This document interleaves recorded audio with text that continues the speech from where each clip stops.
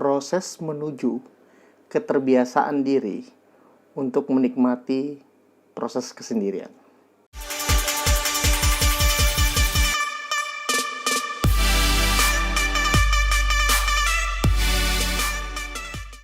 Berangkat dari histori, beberapa pekan lalu aku bertemu dengan kawan-kawan SMA aku di siang hari, di waktu kerja, dan kita ngobrol banyak hal. Dan salah satu hal yang aku sampaikan ke teman-teman dekatku ini atau kawan-kawanku ini, bahwa aku sedang menikmati proses sendiri. Maksudnya proses sendiri adalah proses kesendirian di saat atau di sela-sela waktu sebelum istirahat di malam hari. Jadi aku terbiasa setelah pulang kerja itu hanya berdiam diri, hanya sendiri saja di kontrakanku untuk banyak hal, berpikir, introspeksi diri, merenungi, atau bahkan membuat atau menyusun agenda-agenda yang ingin aku lakukan. Salah satunya bentuk video ini lagi. Jadi setelah sebelum bulan puasa, khususnya di saat itu aku isolasi mandiri, aku menikmati proses untuk buat video sendiri. Baru berjeda karena ada bulan Ramadan yang mana aku punya konten reguler selama bulan Ramadan 30 hari bersama Aswin untuk buat video ngasur. Setelah itu aku terlena akan inkonsistensiku sendiri itu. Jadi aku punya target khusus untuk aku pribadi, dokumentasi yang ingin aku tembus, dokumentasi berupa audio visual, video. Itu di YouTube aku pribadi 100 video dalam setahun. Pada akhirnya di bulan Juni ini, menjelang di akhir bulan Juni, aku mulai sadar bahwa aku ingin belajar bertanggung jawab atas setiap keputusanku untuk menargetkan diriku sendiri 100 video dalam setahun. Itu salah satu alasannya kenapa aku kembali buat video yang bicara sendiri seperti ini. Karena kalau aku menunggu atau aku berharap ada konsep baru, video baru antara aku dan orang lain, baik teman-temanku, aku akan cuma stuck. Makanya aku memutuskan untuk kembali membuat video sendiri. Ya, jadi kembali lagi pada pembicaraan atau pembahasan di awal yang telah aku sampaikan.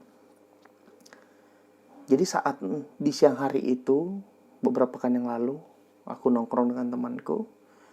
Terus pembahasan kita salah satunya adalah tentang aku tiba-tiba saya cerita bahwa aku lagi menikmati kesendirianku di waktu setelah pulang kerja. Atau dalam tanda kutip, aku jadi jarang ngumpul, jadi jarang keluar malam untuk menghabiskan waktuku, baik biasanya nongkrong sama teman-teman, cerita A sampai Z, hiburan-hiburan. Secara psikis ya itu baik untuk hiburanku. Tapi menurut aku harus ada kemajuan yang aku buat. Tidak dipungkiri semakin dewasa, semakin kesini maksudnya, semakin aku menyadari bahwa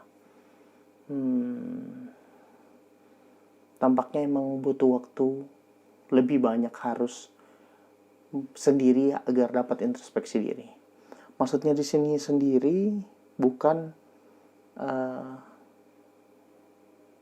proses untuk jauh dari tongkrongan atau tidak ingin ngumpul lagi atau membatasi, bukan membatasi atau menghindari, tapi lebih kepada membatasi prioritasku seperti itu. Nah, jadi kalau boleh jujur, salah satu kata-kata dari temanku saat siang itu, dia ngomong, kalau aku jadi kamu kayaknya gak bisa katanya, karena aku pasti resah kalau aku sendiri di rumah. karena aku sadar aku orang yang sosial dan butuh teman diskusi, teman bicara. Bahkan dia sempat ada statement yang secara tidak langsung tuh seperti menunjukkan ketidakpercayaan kalau misalkan aku bisa menikmati sendiri. Selalu ada argumentasi bahwa kayaknya kamu lagi ada masalah aja sama salah satu, baik teman tongkrongan atau suasananya atau nuansanya, makanya kamu memutuskan untuk lebih banyak sendiri. Ya aku bilang dengan tegas, gak ada masalah. Kalau toh ada masalah dengan siapa gitu loh. Tapi kalau seandainya itu dibilang masalah, mungkin masalahnya pada diriku sendiri. Tapi itu bukan masalah menurut aku. Tapi ini menurutku pilihan yang aku ambil untuk memilih menikmati kesendirianku. Seperti itu. Nah, jadi kalau dulu aku sadari, khususnya di zaman kuliah, saat aku masih aktif-aktifnya berorganisasi, aktif bertemu dengan teman-teman baru, aktif bertemu dengan teman-teman yang cuman ketemu sekali dua kali. Aku haus banget untuk diskusi, haus untuk bercerita, haus untuk mendengarkan pengalaman-pengalaman hebat dari orang-orang hebat seperti mereka. Dan sampai di titik aku lagi profesi nurse keperawatan, itu waktuku lebih banyak habiskan di rumah sakit. Dan setelah pulang dari rumah sakit, aku mengerjakan tugas-tugas selayaknya mahasiswa perawatan, askep dan segala macam. Setelah itu jadi dampaknya waktu ngumpul itu kurang, karena bisa aku sadari bahwa saat kuliah memang teman-teman nongkrong adalah teman-teman kuliah, tapi di saat profesi nurse benar-benar waktuku habis untuk nurse, yaitu aku dinas, setelah pulang dinas mengerjakan tugas, setelah mengerjakan tugas aku istirahat. Setelah istirahat besok kembali lagi di jadwal yang seperti itu. Nah biasanya di weekend itu baru bisa ngumpul atau ketemu teman-teman yang biasanya ingin aku temuin. Nah dulu aku sempat resah, bahkan sebelum profesi aku sempat resah kepada teman-teman, baik itu kader maupun kawan-kawan diskusi yang dulu meramaikan kontrakanku dulu. Karena dulu bisa dibilang kontrakanku tuh markas besar BEM di zaman itu. Jadi anak-anak silih berganti ngumpul regenerasi, terus bermunculan tempat orang-orang diskusi, tempat orang mengasah pemikiran seperti itu. Jadi saat di momen aku udah nggak sulit membagi waktu karena kesibukan nurseku, aku merasa kehilangan kawan diskusi, aku merasa kehilangan orang-orang yang meramaikan setiap malamku untuk diskusi. Meskipun aku cuma menyediakan tempat, aku cuma mendengarkan mereka, aku cuma fasilitasi mereka, meskipun aku tidak ikut juga dalam diskusi mereka maupun rapat internal mereka yang tertutup, tapi aku menikmati itu. Dalam artian di situ aku tidak merasakan sendiri, tapi selalu ramai nuansanya, selalu ada aja orang-orang yang datang. Tapi sampai suatu saat ini, yaitu aku udah bekerja, udah alhamdulillah lebih dari jalan 4 tahun, dan aku menikmatinya. Maksudnya aku menikmati proses sendirinya. Jadi pulang kerja udah aku berpikir apa yang harus aku lakukan besok di malam hari ini, apa yang bisa aku lakukan untuk membuat aku sedikit lebih produktif. Bukan berarti aku bilang nongkrong gak produktif, tapi aku bisa dengan tidak nongkrong, aku bisa membuat banyak hal. Kayak aku memikirkan konsep-konsep apa yang ingin aku capai, apa yang ingin aku target, apa yang harus aku lakukan di esok harinya, seperti itu. Lebih fokus aja sebenarnya.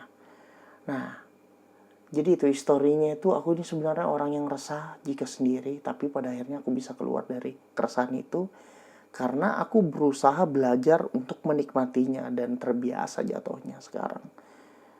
Jadi kalau nggak ada agenda atau keinginan sendiri untuk ngumpul, ya udah nggak ngumpul. Bahkan cenderung kalau nggak ada teman yang ngajakin, cenderung aku agak malas gitu loh.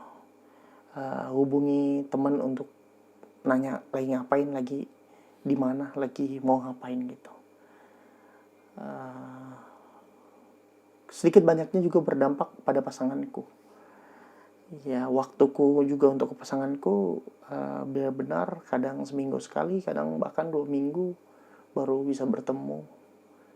Ya seperti itulah, karena aku menikmati kesendirianku yang sebenarnya kadang aku menilai cukup jahat juga lah. Seperti itu. Nah, fenomenanya sendiri itu jatuhnya aku jadi jarang ngumpul. Tapi dampak dari jarang ngumpul sendiri, aku bisa meluangkan waktuku lebih luas untuk berpikir atau membangun atau menyusun sesuatu hal yang aku senangi dan ingin aku lakukan. Salah satunya ya aku mencoba untuk brainstorming untuk buat video lagi, seperti itu. Nah, yang perlu juga aku sampaikan, jika disebut juga bahwa aku jarang ngumpul itu karena ada masalah, ya intinya itu nggak ada gitu loh. Tapi capek, udah malas aja, karena menurut aku daripada aku datang terus aku menikmati terus aku risih sendiri dan rasanya pengen cepat-cepat pulang, lebih baik aku tidak datang sama sekali, seperti itu. Karena pada akhirnya aku saat memutuskan untuk nongkrong, berarti aku memutuskan untuk terhibur, memutuskan untuk mencari hiburan. Dan tak bisa dipungkiri juga, kalau aku nongkrong memang aku lebih cenderung aktif untuk berbicara, lebih cenderung aktif membuat suasana itu lebih lebih ribut lah, lebih aktif lah, seperti itu. Jadi itu sih intinya. Makanya aku memutuskan ya udah, kalau mau ngumpul di weekend aja, kalau nggak di weekend atau di waktu-waktu yang ya aku memang pengen ngumpul dan aku kangen bubuannya, kangen ceritaan, kangen gibahin bubuan yang lain, kangen ngobrol aja, seperti itu. Terus lepas dari masalah, atau bukan lepas dari masalah, lepas dari itu semua, salah satu solusi yang aku jalani selama proses untuk menikmati proses sendirian ini, bukan solusi ya, jalan keluar kali ya, atau apa yang aku lagi siapkan, sebenarnya secara garis besar ya masih seperti itu, cuman aku menikmati aja proses. Ya hari makin berlanjut, terus berjalan, ya seperti itu aja. Tapi di balik itu semua aku juga menyusun agenda untuk aku pribadi sih. Kayak apa yang harus aku capai di esok hari, apa yang harus capai bulan depan, apa yang harus aku capai tahun depan. Ya, atau bahasa sederhananya adalah menyusun jangka panjang, jangka pendek, seperti itu. Selain itu juga sangat baik untuk proses brainstormingku ya. Jadi aku mulai memikirkan juga apa yang ingin aku lakukan, apa yang sudah aku lakukan, dan gue evaluasi apa yang ingin aku lakukan untuk aku capai, seperti itu. Ya, pada poinnya video reguler ngomong sendiri kembali akan aku rutin upload jika aku punya pemikiran apa yang maksudnya mungkin kalau misalkan aku punya pembahasan yang ingin aku bicarakan, ingin aku sampaikan, aku ingin diskusikan, ya aku akan buat videonya, sesimpel itu. Tapi ini lagi kembali ke mood yang kemarin, yang lagi doyan dan senang ngomong sendiri dan direkam, diabadikan, dan di-share di YouTube. Ya itulah teman-teman intinya. Semoga terhibur meskipun ini bukan hiburan, dan semoga ada manfaat meskipun bukan ditujukan untuk memberikan manfaat. Terima kasih. Salam keren mawar merah. Peace.